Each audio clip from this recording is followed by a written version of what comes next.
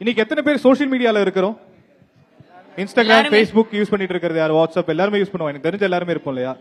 So இல்லன்னு சொல்றது கூட சில பேர் இருக்காங்க ஷியாம், சோஷியல் மீடியா யூஸ் பண்றது இல்லன்னு. யார் யூஸ் பண்ணல? யாரு? ஃப்ரண்ட்ல வாங்க, அந்த தங்கத்தை வாங்க. ஐஸ்வர்யா வாங்க, ஐஸ்வர்யா ஃப்ரண்ட்ல வாங்க. பரிதா உங்ககிட்ட ஏன் நீங்க இது வரைக்கும் யூஸ் பண்ணல? ஏன் எதனால அதை யூஸ் பண்ணாம இருக்கீங்க? வீட்ல ஒத்துக்க மாட்டாங்க, அதனால. வேற யாராவது? வீட்ல ரெஸ்ட்ரிக்டடா இருக்காங்க அப்படின்னு சொல்றாங்க. வீட்ல அலோவ் பண்ண மாட்டாங்க, அது யூஸ் பண்ணாலே திட்டுவாங்க. ஏன் வீட்ல அலோவ் பண்ண மாட்டாங்க? எதுக்கு, என்ன ரீசனுக்காக உனக்கு டினை பண்றாங்க?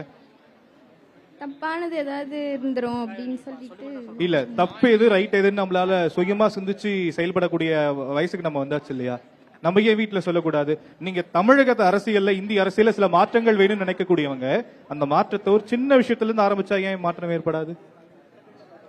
வீட்டுல அந்த காலத்துல இருக்கிற அப்பா அம்மாக்கு சில விஷயங்கள் தெரியாம இருக்கலாம், பட் ஆனா நம்ம வெளியே வந்து சோசியலைஸ் ஆகிறோம், பலதரப்பட்ட மக்களை பாக்குறோம், அவங்களோட பேசுறோம், பழகுறோம், சமூகம் எப்படி இருக்குன்னு உங்களுக்கு தெரியுது இல்லையா? அப்ப நம்ம ஏன் வீட்டுல போய் சொல்லக்கூடாது? புரிஞ்சுக்க மாட்டாங்க. புரிய வைக்கணும், அதுதான் உங்ககிட்ட சொல்றேன். சோஷியல் மீடியா அப்படின்றது வந்து எவ்வளவு பேர் கூட நம்ம கனெக்ட் ஆயிக்கலாம், எவ்வளவு பெரிய நல்ல விஷயங்கள் தெரிஞ்சுக்கலாம் அப்படின்றதுல இருக்கு. இப்போ ஒரு தனி நபர் சோஷியல் மீடியால இருக்காங்க அப்படின்னா, சில இடங்கள்ல வந்து ஏதேதோ கண்டென்ட்ஸ் போடுறது இருக்கலாம், சில இடங்கள்ல நல்ல ஒரு ப்ரொடக்டிவான கண்டென்ட்ஸ் போட்டு நிறைய பேரோட லைக் கனெக்ட் பண்ணிக்கிற மாதிரியான விஷயங்கள்லாம் கூட நடக்குதுதான். சோஷியல் மீடியான்றது பிளண்டா வந்து நீங்க வந்து இல்ல ஒரு ஃபேக் இன்ஃப்ளூயன்சர் இல்ல ஃபேக்கா வீடியோஸ் போடுறாங்க அப்படின்றது மட்டும் கிடையாது. ப்ரொடக்டிவாவும் நிறைய பேர் வந்து ஆக்சுவலா சோஷியல் மீடியால போட்டு நல்ல ஏர்னிங்ஸும் இருக்கு. ஆக்சுவலா அதுதான் உண்மை, நம்ம யாருமே அதை மறுக்க மாட்டோம். கரெக்டா? கரெக்டா? உங்களுக்கு எத்தனை பேருக்கு ஜாக்கிங் அப்படிங்கிற ஒரு நபரை தெரியும் சோஷியல் மீடியால? இப்போ அவர் பெருசா வீடியோ போடுறதில்ல, பட் அவர் வந்து ரொம்ப பிஸி ஆயிட்டாரு. அவர் யார் அப்படின்னா, இன்ஸ்டாகிராம்ல தனி ஒரு நபரா சில விஷயங்களை வீடியோஸ் எடிட் பண்ணி போட்டு யூடியூப்ல போட்டு, யூடியூப் நம்ம ட்ரெண்ட் ஆன ஸ்டேஜ்ல நான் சொல்றது, அப்போ ஆரம்பிச்சவரு இன்னைக்கு ஹாலிவுட்ல நிறைய, அதாவது நம்பர் 1 பொசிஷனுக்கு போயிருக்காரு அப்படிங்கறத சொல்ற அளவுக்கு ரொம்ப பிஸி ஸ்கெடியூல்ல நிறைய படங்களுக்கு இப்போ வீடியோ எடிட் பண்ணிட்டு இருக்காரு. அவர் எப்படி வளர்ந்தாரு நினைக்கிறீங்க? சமூக வலைதளம். சமூக வலைதளத்தை நாம எப்படி பயன்படுத்தணும் அப்படிங்கிறது நம்ம கையில தான் இருக்கு. எல்லா விஷயத்துக்கும் தவறும் இருக்கு, கரெக்டான ஒரு விஷயம் இருக்கு.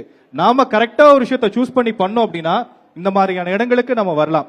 இன்னைக்கு இருக்கக்கூடிய அரசியல் காலகட்டத்தில் சோசியல் மீடியாவுடைய இன்ஃப்ளூயன்ஸ் அரசியல்ல புகுத்தப்பட்டிருக்கு. அரசியல் ஒரு தாக்கத்தை ஏற்படுத்த சோசியல் மீடியா மூலியமா, சோஷியல் மீடியால பண்ற கேம்பெயின்ஸ் ஆகட்டும், அவங்க போடுற போஸ்டர்ஸ் ஆகட்டும், எதெல்லாமே வந்து உங்களுக்கு இன்ஃப்ளூயன்ஸ் ஆகுதா ஆகலையா? இப்போ நிறைய வந்து டிவிக்கே வச்சு தான் எல்லாருமே வந்து இன்ஸ்டாகிராம்லாம் கண்டென்ட் கிரியேட் பண்றாங்க. பேசிட்டோம் பாஸ், பேசுங்க. கண்டென்ட் கிரியேட் பண்றாங்க, படத்தை வச்சு அதோட அரசியலோட சேர்த்து எடிட் பண்ணி போடுறாங்க. அப்ப நம்ம பாக்குறவங்கள என்ன நினைப்பாங்கன்னா, படத்துல பண்ற மாதிரியும் தான் இதுலயும் பண்ணுவாங்க அப்படின்னு நினைச்சுதான் நாங்க இன்ஃப்ளூயன்ஸ் ஆகி ஓட்டு போட ஆரம்பிப்பாங்க. அதுதான்.